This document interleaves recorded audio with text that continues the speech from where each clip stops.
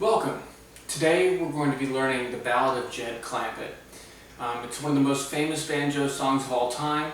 It was written by Lester Flatt and Earl Scruggs for the opening theme of the Beverly Hillbillies television show.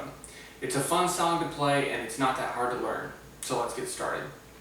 The first thing that we need to notice is that during the recording you just heard, I was playing in the key of A. And I'm going to teach the lesson in the key of G. The reason for that is that I recognize that not everybody has fifth string capos. Basically, I've got little spikes in my fretboard which enable me to capo up on the fifth string as well as on the other strings. But playing in the key of G, learning it in the key of G doesn't really make any difference in terms of how it's played. So that's how we're going to learn it. In the key of G. Now if you wanted to play it in the key of A, all you would have to do is capo at the 2nd fret on the 4 lower strings and at the 7th fret on the high G string. The song begins with a kickoff. This is really easy to play. It's also a kickoff for a lot of bluegrass songs, so if you plan on playing a lot or playing with others, it's a great thing to have in your toolkit. We're going to begin by picking the low G string with our forefinger here. And then we're going to walk up on the bass string. Open, 2nd fret, 4th fret, 5th fret. Then we're going to pinch the outermost strings. Then we're going to pick the low G with our thumb.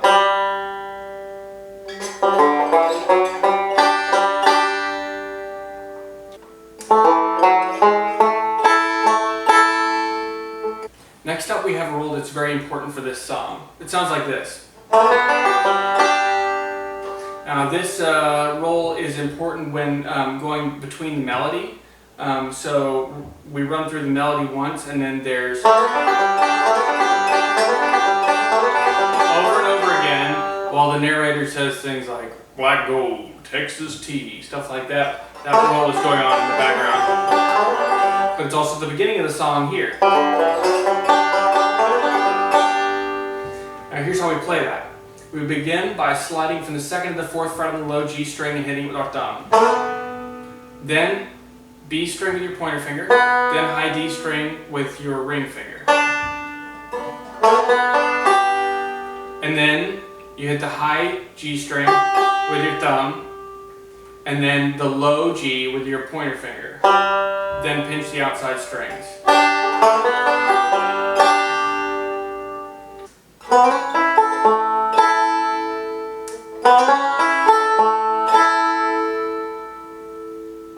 It might be a good idea to practice that a few times.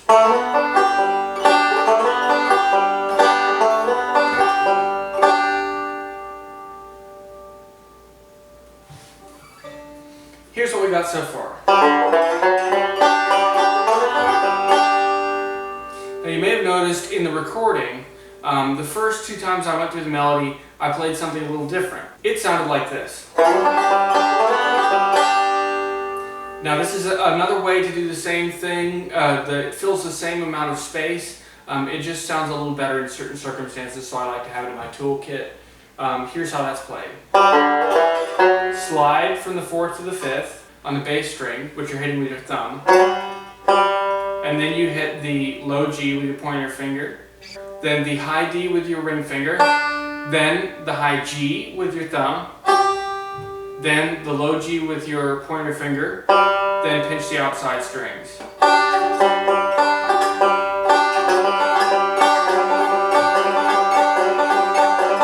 That's also a kickoff for many other bluegrass songs. So it's another good thing to have in your tool belt. After that, we would do the same thing with the three strings that are farthest from you here. The low G, the B, and the high D, and the high G. What we did before included the bass string and excluded the B string. We never hit the B string in that. This time we're going to include the B string and exclude the bass string. So you'll be using the low G, the B, the high D, and the high G. And you'll be sliding, instead of from the 4th to the 5th on the bass string, from the 2nd to the 4th on the low G string. And then releasing.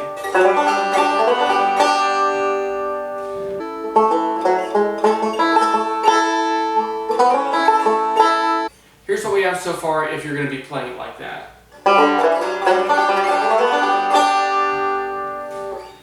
Here's what we have so far if you're going with the more traditional style.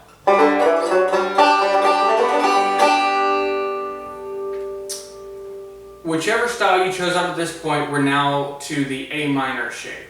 Now, if you've played a lot of banjo, you know that A minor sounds like this. It's basically a C shape, but you also fret the low G string at the 2nd fret.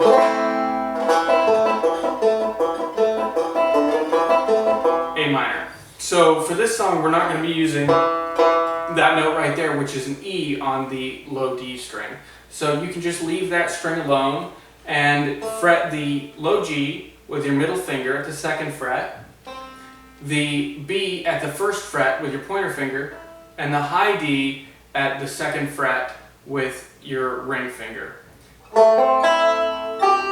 Sounds sufficiently minor for us. So what we're going to be doing with these strings is called an inside-outside roll, and here's how it goes. First, you'll hit the low G with your thumb, then the B with your pointer finger, then the high D with your middle finger. Then you'll hit the high G with your thumb. And then you'll work your way back down, doing the opposite of what you did before. So you'll hit the high D with your middle finger, the B with your pointer finger, and the low G with your thumb.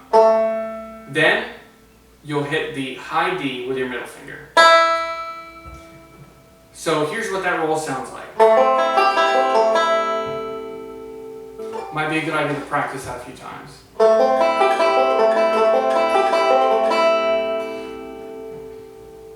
So here's what we have so far.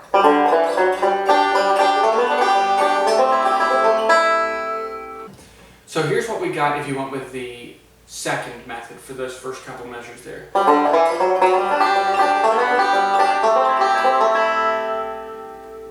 Now after this, we're going to hit the bass string open twice, and then fret it at the 2nd fret once, then open again. And that gives us...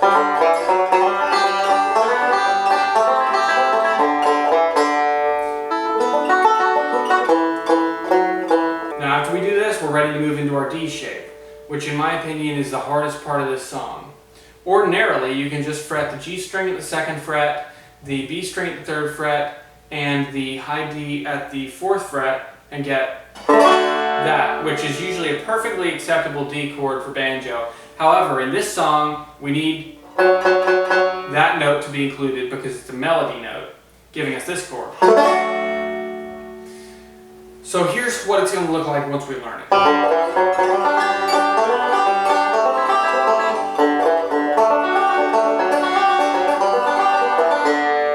Okay, so the first thing you need to do to get that is to go ahead and do your regular D shape, the one I described first. And we'll do that same inside-outside roll that we did with the A minor chord. Then, you need that melody note. So go ahead and slap your ring finger down on that 4th fret for the low D string. So we got... And then you do the same inside-outside roll. So... Then open on the G string. So that was an inside-outside roll, open, except here you got to hit the 2nd fret of the D string and then open.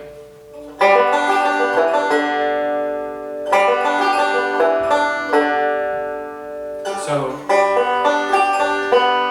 that's the inside-outside part, then 2nd fret low D, then high D with your middle finger, and then open on the low D.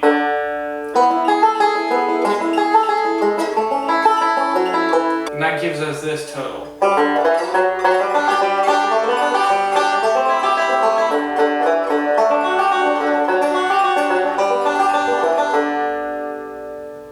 And the song is well underway at this point.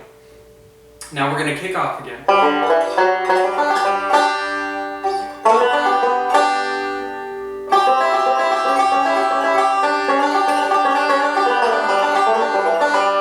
And that's what the rest of the melody is going to sound like. So, we kick off again, and again you can do either the more contemporary sort of, or the top, both of those, so it's just the same thing. Let's say you're going with the traditional one. Then you're going to go to a C shape. Except you're not going to need that D. Usually this is a C. With your middle finger on the low D string at the 2nd fret, your pointer finger on the B string at the 1st fret, and your ring finger on the 2nd string, the high D. But for this, you're not going to need that middle finger on the 2nd fret, so you can go ahead and relax that one. Then you just do forward rolls, a couple forward rolls on the high G, the B, and the high D. So 2 forward rolls, and then high G, high D. Then slide that pointer finger up one. Gives you a little bit of dissonance. Now some people like to make this even more dissonant. If you want to do that, just slide the whole thing up, the whole little C shape. For my purposes, I usually just go to the A, which is just moving the one finger. That's part of an A shape, or an A7 shape. So that gives you a little bit of tension there.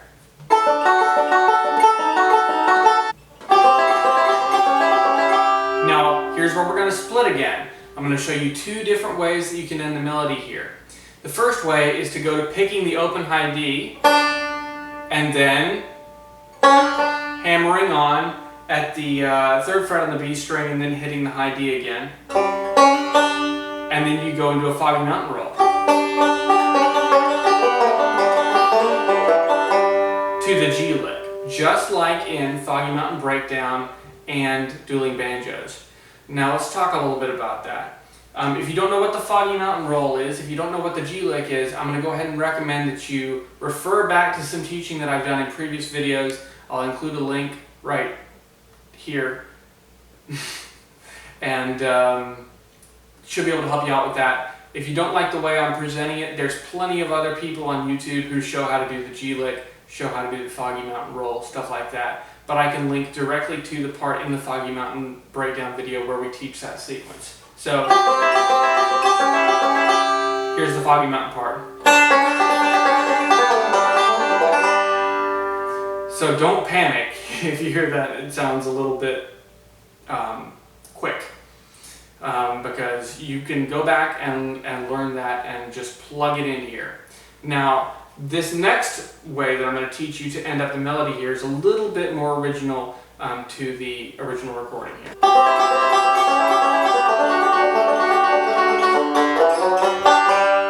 That's the more original sort of way. So we go from the C to the A, and then to a D shape. You don't have to worry about the low D string this time. And that's just inside-outside rolls like we've learned. And then low G, high D, low G, high D, and then walk up. Then pinch the outermost strings and hit the low G. And that ends the melody. Now, after the melody, we've got that lick that I told you about at the beginning. That fits in.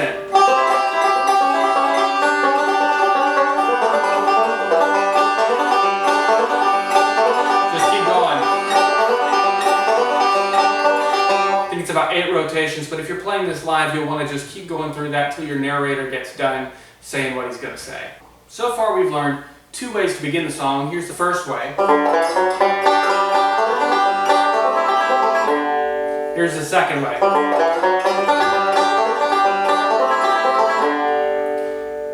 And we've learned 2 ways to end it.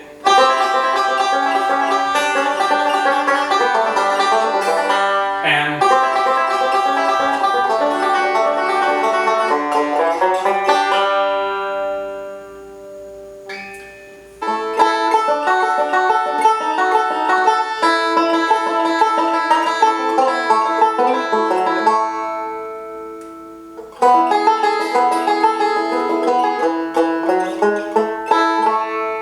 so beyond that, if you just go straight into that lick, you can play this all day, and put a little bit of variation in there for your audience. And I think that's it. That's the song. So now we know how to play it. If you want to add a little bit of fancy business in at the end, not too fancy. When you're playing in the key of G, you can go to the 15th fret on the B string, 17th on the high D, and get a nice little high G chord there to end it. Or sometimes I like to go across the 12th fret harmonic, 7th and 3rd. There's plenty of ways to end these things, but I think that's it.